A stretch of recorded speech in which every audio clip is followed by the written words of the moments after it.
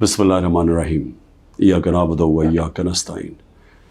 میرے پاکستانیوں، جب میں کرکٹ کھیلتا تھا تو کرکٹ کی دنیا کے اندر اپنے اپنے امپائر ہوتے تھے، جو ہر ملک اپنے امپائر کھڑے کرتا تھا، اور میں 20 سال انٹرنیشنل کرکٹ کھیلا ہوں، تو جو 10 سال تھے، 10 سال سے بھی زیادہ، کوئی 14-15 سال تھے جس میں اپنے اپنے امپائر ہوتے تھے، اور بہت انتشار ہوتا تھا کرکٹ گراؤنڈوں پہ، کیونکہ جب ٹیم دوسرے ملک میں جا کے ہارتی تھی وہ کہتی تھی جی ان کے امپائروں نے ہمیں ہرا دیا، اور کئی دفعہ یہ ٹھیک ہوتا تھا کہ اپنے امپائر اپنی ٹیم کی مدد کرتے تھے۔ تو مجھے فخر ہے کہ میں وہ کپتان تھا جس نے کرکٹ کی دنیا میں نیوٹرل امپائر لے کے آیا، کہ امپائر ایک تیسرے ملک کے ہونے چاہیے جو نیوٹرل ہوں، تاکہ جو جیتے اور ہارے وہ ہار مان جائے، یہ نہ کہے کہ جی دوسروں کے امپائروں نے مجھے ہرا دیا۔ اور پاکستان وہ ملک تھا جس نے پہلی دفعہ کرکٹ کی تاریخ کے اندر ہم نیوٹرل امپائر 1986 میں لے کے آئے، اور اس کے بعد پھر ساری دنیا میں نیوٹرل امپائر آ گئے، اور آج جو آپ کرکٹ میچز پہ گراؤنڈوں پہ دیکھتے ہیں تو وہ سارا انتشار ختم ہو گیا ہے، کیونکہ لوگوں کو فیصلے منصفانہ لگتے ہیں اب، کیونکہ اب ان کو یہ نہیں لگتا کہ اپنے ملک کے امپائر اپنے ملک کی مدد کر رہے ہیں۔ اب میں آتا ہوں پاکستان پہ۔ دیکھیں، میں نے جب تحریک انصاف شروع کی تھی 27 سال پہلے، اس کی وجہ یہ تھی کہ میں یہ آپ کو بار بار بتا چکا ہوں، میں پھر آپ کو بتانا چاہتا ہوں، جو ساری دنیا میں پھرا، اور کرکٹ کی وجہ سے ساری دنیا میں نے دیکھی، اور خاص طور پہ برطانیہ کا نظام، کیونکہ میں وہاں پروفیشنل کرکٹ کھیلتا تھا، آدھا سال ادھر آدھا سال ادھر، اور یونیورسٹی بھی ادھر گیا تھا، وہ میں جتنا میں نظام سمجھتا گیا، میں اس نتیجے پہ آ گیا کہ جو حضرت علی کا ایک رضی اللہ تعالیٰ کا قول تھا کہ کفر کا نظام چل جائے گا لیکن ظلم اور ناانصافی کا نظام نہیں چل سکتا، میں اس نتیجے پہ آ گیا کہ ہمارا نظام میں جب تک انصاف نہیں ہوگا، ہم وہ جو قائد اعظم کا اور علامہ اقبال کی خواب تھی کہ ایک عظیم مثالی اسلامی ریاست بنانی تھی، ہم نے فلاحی ریاست، اور وہ جس کی بنیاد نبی صلی اللہ علیہ وسلم نے انصاف پہ رکھی تھی، عدل اور انصاف پہ، ہم وہ بن ہی نہیں سکتے جب تک ہم انصاف نہ لے کے آئے ملک۔ اور یہ جدوجہد رہی ہے 27 سال سے، 3.5 سال گورنمنٹ میں بھی بیٹھ کے پوری کوشش کی کہ طاقتور کو قانون کے نیچے لے کے آؤں، لیکن ایک آرمی چیف کے پاس ویٹو پاور تھی، اس نے نہیں مانا، اس نے نہیں کیا، کیونکہ وہ کرپشن کو، یعنی ناانصافی کو برا نہیں سمجھتا تھا۔ اب دیکھیں، ابھی جو حالات ہیں میں قوم کے سامنے رکھنا چاہتا ہوں۔ پہلے تو میں اپنا کیس رکھنا چاہتا ہوں۔ اب یہ ہو کیا رہا ہے؟ 12 مئی سے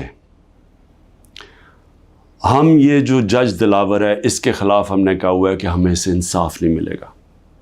جس طرح اس نے فرد جرم میرے پہ لگا دیا، میرے سنے بغیر، اور وہ بھی آ کے جب مجھے غیر قانونی طور پہ پکڑا ہوا تھا انہوں نے جیل میں، تو اس نے وہاں آ کے عدالت لگا دی، نہ میرے وکیل کو پتا نہ مجھے پتا، اور وہاں آ کے فرد جرم لگا دیا۔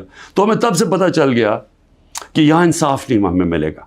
ہم نے اپلیکیشن فائل کی اسلام آباد ہائی کورٹ میں کہ ہمارا ٹرانسفر کیا جائے، ہم کسی اور جج کے سامنے کیس لگایا جائے، یہ ہمارا حق ہے۔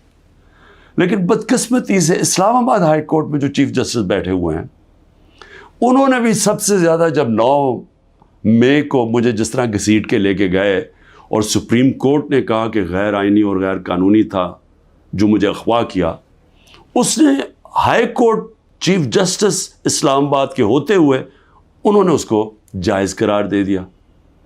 تو ہمیں تو وہاں بھی بڑے گلے شکوے آ رہے تھے۔ اس سے پہلے تحریک انصاف کے ہمارے جو الیکشن کمیشن کے کیسز لگے ہوئے تھے، ہمارے جو وکیل انور منصور، وہ بار بار کہتے تھے کہ یہاں ہمیں انصاف ہی نہیں مل رہا۔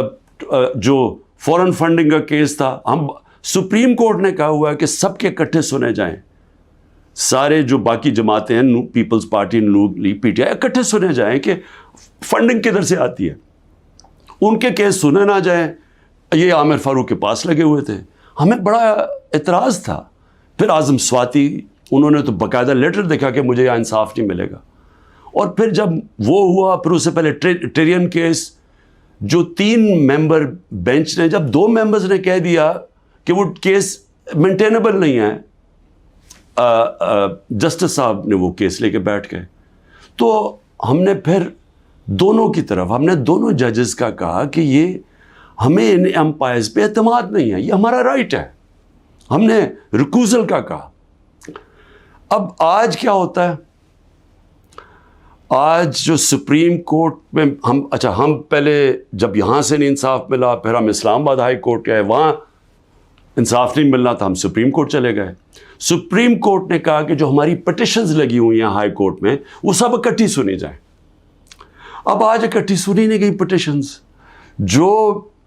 جو ہماری پٹیشن تھی ٹرانسفر کی، ہماری ریکوزل کی، ہم نے کہا کہ جسٹس عامر کو ہماری نہیں سننی چاہیے ہماری پٹیشنز، وہ بھی ڈسمس ہو گئی، وہ اگنور ہو گئی. جو ہم نے گواہ کا کہا ہوا تھا کہ ہمیں گواہ کا تو موقع دیں کہ ہم فیئر ٹرائل، اور اب تو میں خیر وکیل ہی بن گیا ہوں کہ آرٹیکل کا آئین کا 10A کہتا ہے فیئر ٹرائل کے اندر ہمیں موقع ملنا چاہیے کہ ہم اپنے گواہ پیش کریں. اور وہ گواہ ڈال دیے آگے، اور کل انہوں نے کہہ دیا کہ ہمایوں دلاور ہماری فائنل آرگیومنٹ سن سکے. اب ہماری فائنل آرگیومنٹ وکیل کیسے کرے جب ہمارے گواہی نہیں پیش ہوا ہے؟ یہ فیئر ٹرائل کیسے ہوتا ہے؟ آج انہوں نے یہ فیصلہ کر دیا. تو نہ وہ ٹرانسفر کیا ہمایوں، نہ اس کا سنا ہمایوں کا دلاور کا کہ ہمیں ٹرانسفر چاہیے وہاں سے، نہ انہوں نے سپریم کورٹ جس نے کہا کہ سب اکٹھی پٹیشن سنی جائے، نہ انہوں نے وہ سنا. 7 پٹیشنز تھیں، ان میں سے انہوں نے صرف جو باقی آگے کر دی یا ڈسمس کر دی، اور جو اصل ہم ٹرانسفر چاہتے تھے وہ کی نہیں.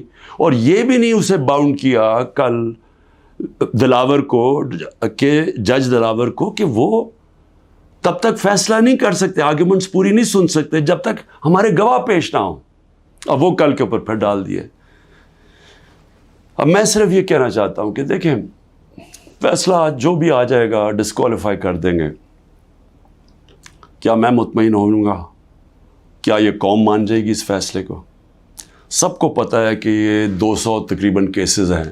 مقصد صرف ایک ہے، کسی طرح عمران خان کو راستے سے ہٹایا جائے، کسی طرح تحریک انصاف کو ختم کیا جائے.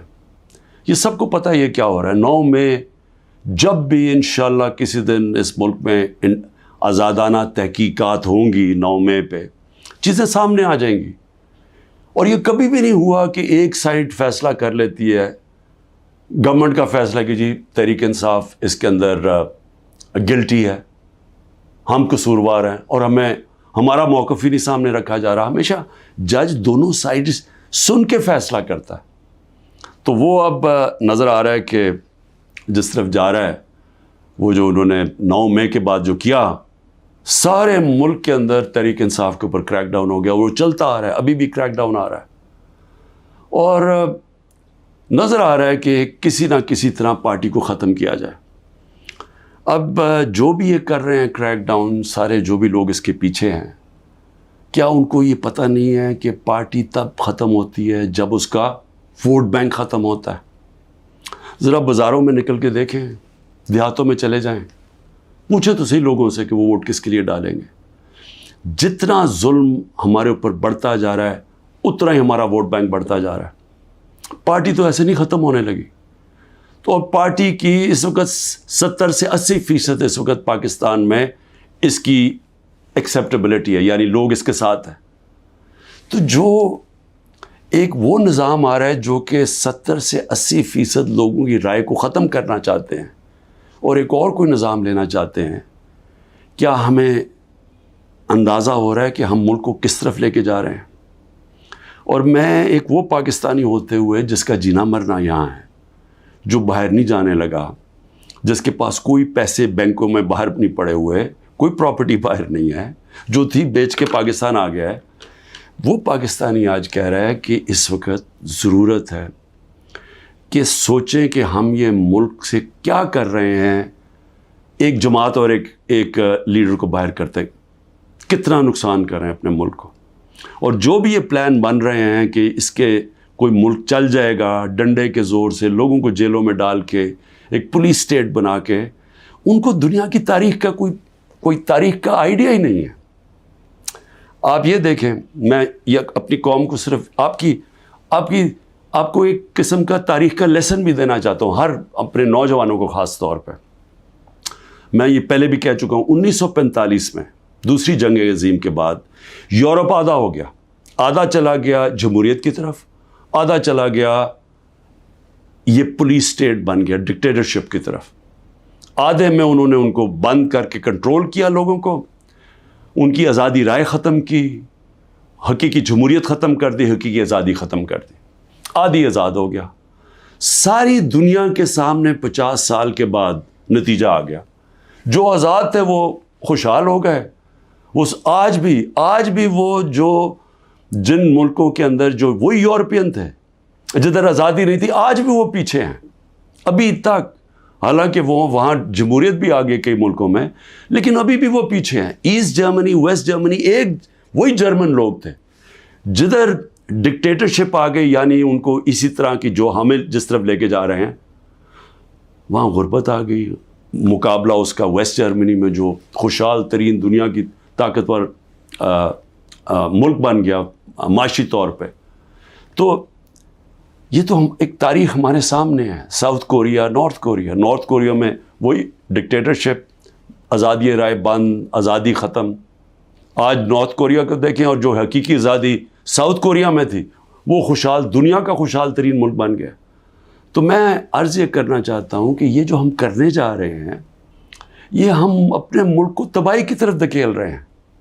ہم یہ جو ایک عوام کو ان کا جو سب سے بڑا حق ہوتا ہے ووٹ ڈالنے کا، آزادی رائے، ایک منتخب کرے عوام اپنی کون سی گورنمنٹ وہ چاہتے ہیں. وہ جو آزاد ملک ہوتے ہیں وہی ترقی کرتے ہیں. ہم دوسری طرف جا رہے ہیں، اور ہم ایک خوف کی فضا ایسی بنائی ہوئی ہے. یہاں جو طاقت میں ہیں وہ لوگ یہ سمجھتے ہیں کہ جتنا ظلم کریں گے لوگ ڈر جائیں گے.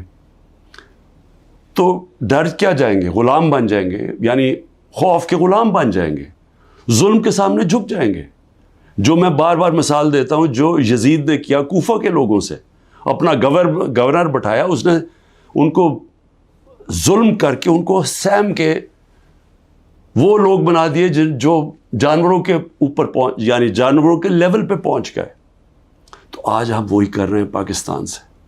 مجھے آج ابھی میں وکیلوں سے مل رہا تھا، انہوں نے مجھے خبر دی کہ جو ہمارے سینئر لوگ جیلوں میں، ایک تو وہ ہیں جو کہ ہمارے کارکن جیلوں میں برے حالات میں ہیں، لیکن وہ جوان ہیں، تکڑے ہیں. لیکن جو سینئر لوگ ہیں، انہوں نے مجھے رپورٹ دی، ڈاکٹر یاسمین کتنی دفعہ بیمار ہوئی ہیں، تقریباً 75 سال کی ہیں. محمود رشید، وہ 70 سال سے اوپر ہے، ان کو ہارٹ پرابلم ہے، وہ کس مشکل سے گزر رہے ہیں، بیمار ہوئے کتنی دفعہ. اعجاز چودھری تقریباً 10 kg اپنا وزن لوز کر بیٹھے، ڈائبیٹک ہیں. عالیہ حمزہ بڑی بری طرح بیمار رہی، ابھی وکیل نے بتایا کہ اس بار ہی ملے وہ تھوڑی ٹھیک تھی. تو میں عمر چیمہ کے حالات بتائے، وہ ویٹ لوز کر بیٹھا ہے، اس کی بیوی عدالت میں گئی، ان کو پکڑ کے جیل میں ڈال دیا. تو یہ کیا پیغام دیا جا رہا ہے کہ یہ خوف پھیلایا جا رہا ہے کنٹرول کرنے کے لیے لوگوں کو. اور علی امین، ہمارے پختونخوا کے پریزیڈنٹ، ان کے گھر میں 6 گھنٹے پولیس گھس گئی، کوئی سرچ وارنٹ نہیں تھی. سارا اس کا گھر اجاڑا، چیزیں توڑی. 80 سال کے ان کے والد تھے، ان سے بدتمیزی کی، دھکے دیے، گاڑیاں اٹھا کے لے گئے. تو یہ کیا ثابت کر رہے ہیں اس سے؟ یعنی ہم اس ملک کو کدھر دھکیل رہے ہیں؟ یہ خوف پھیلانے کے لیے اور لوگوں کو کنٹرول کرنے کے لیے ہم آج وہ چیز کر رہے ہیں کہ اپنی پولیس کو تباہ کر رہے ہیں. جب پولیس سے اس طرح کی غیر قانونی کام کرواتے ہیں ہم، تو یاد رکھیں پولیس خود بھی یہ کاموں پہ لگ جاتی ہے. آپ جب پولیس کو آرڈر دیتے ہیں کہ یہ جا کے کسی گھروں میں گھسو، گھر برباد کرو، خوف پھیلانے کے لیے، تو ہم پولیس فورس کو تباہ کر رہے ہیں. آگے ہماری پولیس کے حالات اچھے نہیں ہیں. آگے ہمیں پتہ ہے کہ ہماری پولیس، لوگ اون نہیں کرتے اپنی پولیس کو. لوگ سمجھتے ہیں پختونخوا میں ہم نے بڑی محنت کی تھی جب آئی جی درانی کو ہم لے کے گئے وہاں، اور انہوں نے پولیس کو ایک ایسی پولیس فورس بنایا کہ عوام اور پولیس ایک ہو گئی. آج پختونخوا کے اندر وہ نہیں ہو رہا. آج پولیس کے خلاف نفرت ہو رہی ہے کیونکہ اس سے غلط کام کروائے جا رہے ہیں، اس سے قانون توڑا جا رہا ہے. جن کا کام قانون کو اپ ہولڈ کرنا ہے وہ قانون توڑ رہے ہیں، اور یہ ہر جگہ ہو رہا ہے. یہ ہر جگہ جدھر تحریک انصاف ہے. اس کا 9 میں سے اب کوئی تعلق نہیں ہے. افتخار درانی کو اٹھا لیا، وہ تو میڈیا کا آدمی ہے، اس کا 9 میں سے کیا تعلق ہے؟ عمران ریاض ابھی تک غائب ہیں، 3 مہینے ہونے لگے ہیں، بچے ہیں ان کے، اس کا 9 میں سے کیا تعلق تھا؟ 9 میں ایک بہانہ تھا، ایک پہلے سے پلان بنا ہوا تھا پارٹی کو کرش کرنا. لیکن پارٹی کرش کیسے ہوگی جبکہ اس کا ووٹ بینک بڑھتا جا رہا ہے، لوگوں پہ ظلم کرتے جا رہے ہیں، لیکن پارٹی تو بڑھتی جا رہی ہے. تو کیا یا تو الیکشن کبھی نہیں کروانا، لیکن جب بھی الیکشن ہوگا، یہ میری آج آپ پیشن گوئی سن لیں، جیسا جو جتنی مرضی آپ کوشش کر لیں، جب الیکشن ہوگا اور جو پبلک اس ملک کی نکلے گی، آپ جو مرضی کر لیں، تحریک انصاف کو جیتنے سے نہیں روک سکتے انشاءاللہ. اس لیے میں آج بھی اپنے ان لوگوں کو جو اقتدار میں بیٹھے ہوئے ہیں، میں تو پی ڈی ایم کے لوگوں کو، سب کو، جو ہماری اسٹیبلشمنٹ ہے، سب کو کہنا چاہتا ہوں کہ دیکھیں ٹائم آ گیا ملک کا سوچنے کا. اپنی سوچ ذات بیچ میں سے نکال دیں. جب بھی ملک کا سوچیں گے اپنی ذات سے ہٹ کے، ہم سب بیٹھ کے وہی فیصلہ کریں گے جو پاکستان کے لیے بہتر ہے، اور وہ ہے صاف اور شفاف الیکشن. پاکستان زندہ باد.